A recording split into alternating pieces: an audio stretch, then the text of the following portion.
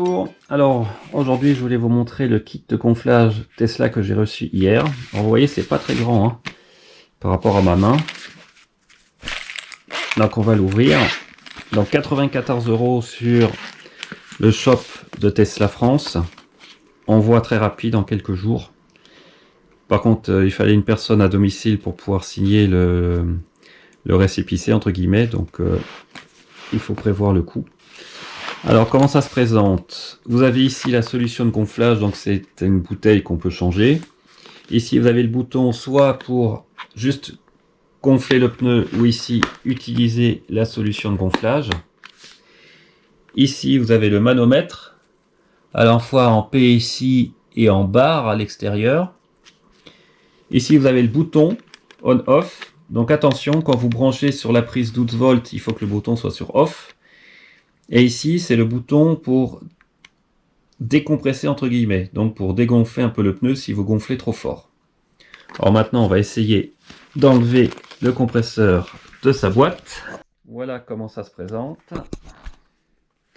Ici sur le dessus vous avez le tuyau de gonflage pour le liquide qui est assez grand, donc c'est pas mal. Voilà. Vous avez, quand vous utilisez une solution de gonflage, vous enlevez le sticker, vous le mettez à l'arrière de la voiture parce que vous ne devez pas dépasser 80 km/h. Ici, vous avez le bouton, vous appuyez dessus pour débloquer la bouteille de liquide de gonflage pour la changer. Et en dessous, vous avez la prise allume-cigare avec le fil qui est assez long, qui permet pas de faire le tour de la voiture, mais en tout cas, ça fait bien 2 mètres. Ici, vous avez aussi un petit adaptateur pour gonfler un pneu. Et si vous regardez bien sur le côté ici, vous avez l'autre tuyau qui permet de gonfler juste avec de l'air, donc regonfler vos pneus tranquillement sans utiliser le liquide. Et ce tuyau, vous allez voir dans le garage, il n'est pas très long par contre. Mais c'est bien étudié, c'est pas très grand comme compresseur, et on verra aussi si ça tient sous un siège avant pour pas prendre de la place dans le coffre ou dans le coffre avant, même si honnêtement c'est pas bien gros comme compresseur au global, même s'il y en a fort probablement des plus petits et moins chers à la vente. Alors vous avez un petit manuel aussi qui est livré et qui explique comment procéder en cas de crevaison. Donc là vous avez les différentes fonctions et boutons qui sont expliqués, détaillés, avec les différents numéros, comme je vous l'ai présenté avant. Et donc la procédure, c'est d'abord vous branchez évidemment le tuyau blanc sur le pneu. Vous assurez que le bouton on-off est bien à l'arrêt, donc qui n'est pas enclenché, pas appuyé. Vous branchez l'allume-cigare et après vous appuyez sur on et vous remplissez le pneu complètement du liquide. Après vous avez deux solutions. Soit la pression telle qu'elle arrive à 2 bar 8 et vous pouvez rouler, d'après ce que j'ai compris, pendant 10 minutes maximum. Si la pression n'atteint pas 2 bar 8, ou est inférieur à 1 bar 5, là vous roulez, vous faites quelques mètres pour faire tourner le pneu pour que le liquide se mette bien partout dans le pneu, et ensuite vous gonflez avec de l'air, cette fois avec le tube noir, jusqu'à 2 bar 8. Et quoi qu'il arrive, après avoir fait vos 10 minutes de roulage à 80 km/h, vous devez regonfler avec de l'air jusqu'à 2 bar 8 pour vérifier en tout cas que vous n'avez pas perdu de pression. Ce qui marque ici aussi, c'est que dans tous les cas, si vous n'arrivez pas à atteindre 1 bar 5, rien qu'avec le liquide avant de rouler, en fait c'est mort, hein, vous ne pouvez pas rouler. Et si vous êtes entre 1 bar 5 et 2 bar 8, en tout cas dans mon cas,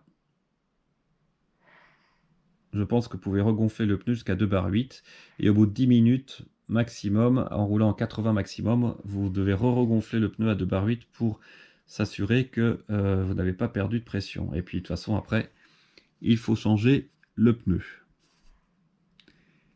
Et donc uniquement pour gonfler le pneu, c'est bien marqué là, vous mettez le sélecteur bien à droite, vous branchez sur le pneu et vous verrez après dans la vidéo. Ici, c'est pour dégonfler si vous avez trop gonflé le pneu. Donc, c'est plutôt pratique. Alors voilà, on est dans le garage. Donc, je vais vous montrer d'abord la longueur du câble allume-cigare. C'est assez long, hein, donc c'est pratique. A priori, on doit pouvoir faire le tour de la voiture, ou en tout cas passer à travers la voiture d'un pneu à l'autre. Donc je vais le brancher.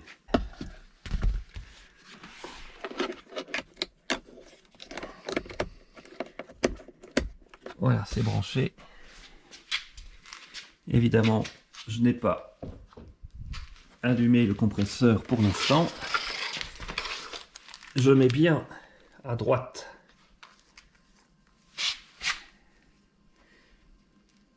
le bouton de sélection pour pas remplir de liquide. Je prends le câble noir qui lui n'est pas très long, hein. Il doit faire moins d'1 mètre. On va brancher ça sur le pneu.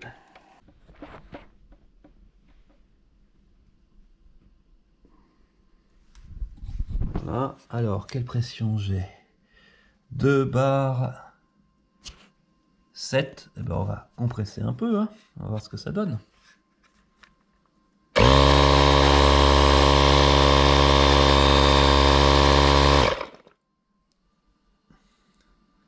Deux barres.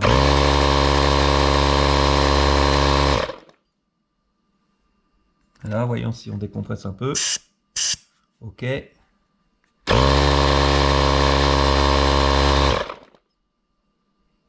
2 barres 9. Et ben, on va éteindre. On va débrancher. Hop. Et voilà.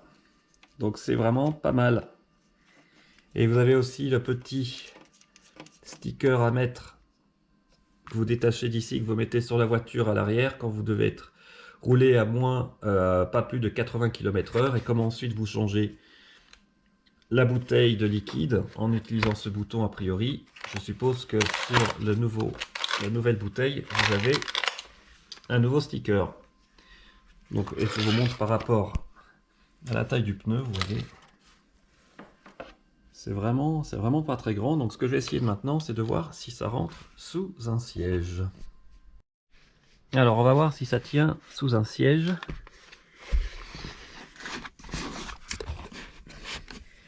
C'est un peu juste, mais en tout cas on peut le mettre. Si on a des enfants derrière, ça doit pas trop gêner pour les pieds. Ça tient juste un peu, en tout cas c'est une possibilité. Autrement on le met dans le coffre ou dans le coffre avant. Alors ce beau joujou coûte quand même 94 €.